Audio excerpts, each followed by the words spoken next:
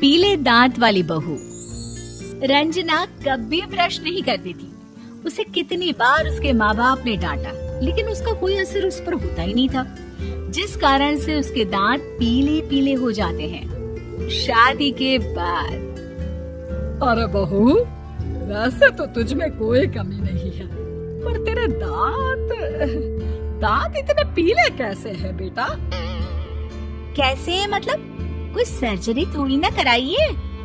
वो तो क्या नाम, मैं ब्रश नहीं करती थी तो पीले हो गए। अब क्या करूं?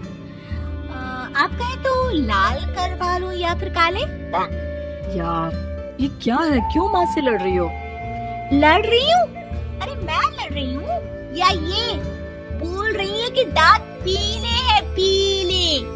अरे तपस्या थोड़ी ना की है इन्हें पीले करने के लिए।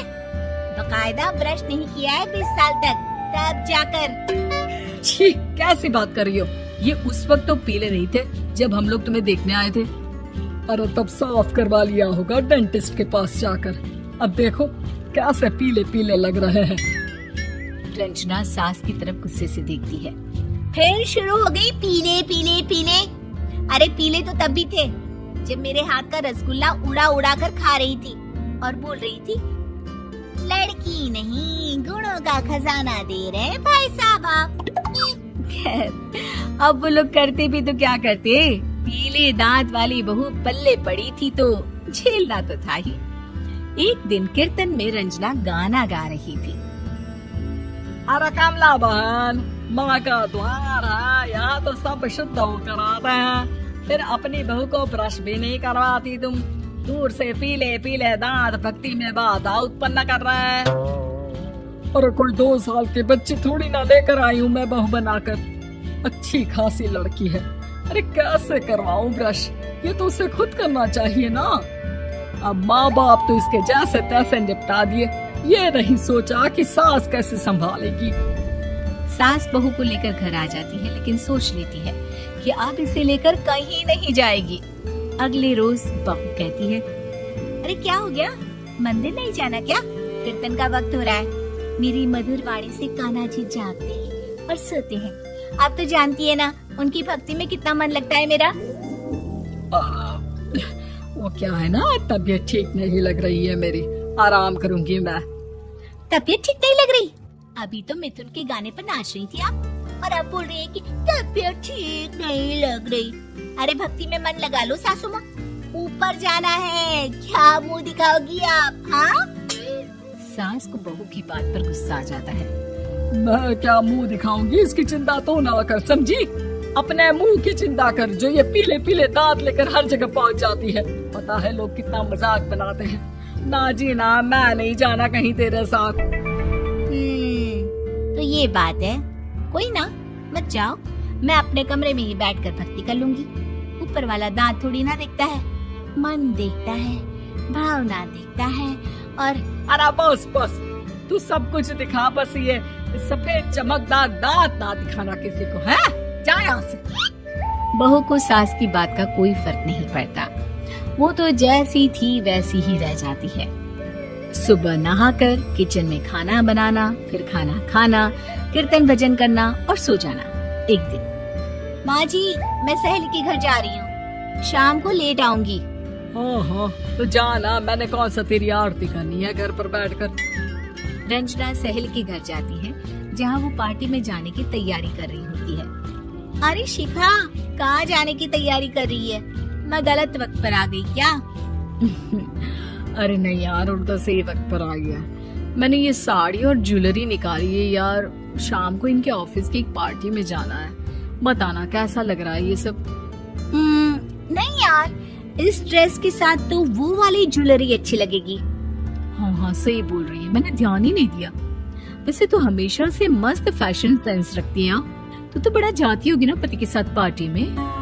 रंजना कुछ नहीं बोलती, बस सोचती है कि यार काश ये बात सही हो जाती, पर मैं क्यों नहीं जाती पार्टी में? क्या इन लोगों की कोई पार्टी होती नहीं होगी? रंजना घर आती है और रात में पति से सवाल करती है, एक बात बताइए, आप मुझे किसी पार्टी में क्यों नहीं ले जाते? क्या आपकी यहाँ ऑफिस में पार्टी नहीं होती? पति बेचारा क्या कहता कि दांत पीले हैं तुम्हारे इसलिए। अरे कोई पार्टी होती नहीं हम लोगों के ऑफिस में, तो कहाँ से लेकर जाऊं? और मार्केट, मॉल, कहीं वीकेंड घूमना, कहीं तो। अरे यार, सारे हफ्ते में एक छुट्टी मिलती है, तो सोचता हूँ कि आराम ही करूं। क्यों? रंजना मन मार के रह जाती है। पहले कभी सास के साथ मंदिर जाया करती थी, लेकिन वो भी सास ने ले जाना बंद कर दिया। घर बैठी बैठी रंजना बोर हो जाती है। तभी उसे आइडिया आता है और वो मायके जाने का सोचती है। सासू माँ, 2 दिनों के लिए मम्मी के घर जा रही हूँ। अच्छा अच्छा, ठीक है, आराम से जा। और हाँ, माँ से कुछ अच्छी आदत सीख कर आना कि कैसे शरीर के हर भाग की तरह दांतों की सफाई भी जरूरी होती है, समझी? शुरू हो गई ना आप? वो लोग आपकी तरह नहीं है कि छोटी छोटी बात का बतंगड़ बना दे। उन लोगों के लिए मैं मायने रखती हूँ, ना कि मेरे पीले पीले दांत। रंजना माँ को बिना बताए उन लोगों को सरप्राइज देती है, लेकिन जैसे ही वो दरवाजे पर पहुँचती है, अंदर देखती है कि घर वाले कहीं जा रहे होते हैं। अब माँ, काश रंजना दीदी के दांतों वाली प्रॉब्लम नहीं होती, तो वो भी हम लोगों के साथ चलती ना बुआ जी की बेटी की शादी में। हाँ बेटा, लेकिन अब उसे कौन समझाए कि उसको उसके पीले दांत नहीं दिखते, लेकिन उसके आसपास के लोगों को कितना एम्बैरेसिंग फील कराते हैं। मुझे तो कितनी बार उसके स्कूल की टीचर ने शिकायत की कि उसके साथ कोई लड़की बैठना भी नहीं चाहती, और ना ही कॉलेज में कोई उससे बात करना चाहता था। लेकिन पता नहीं क्यों उसे ये बात समझ में ही नहीं आती। कोई कमी नहीं है उस लड़की में, बस यही कि दांत पीले हैं। वो तो भला हो जीजा जी और उनकी माँ का, जो दीदी को जैसी है वैसे ही रखा हुआ है। रंजना को अपने घर वालों की बात सुनकर बहुत दुख होता है।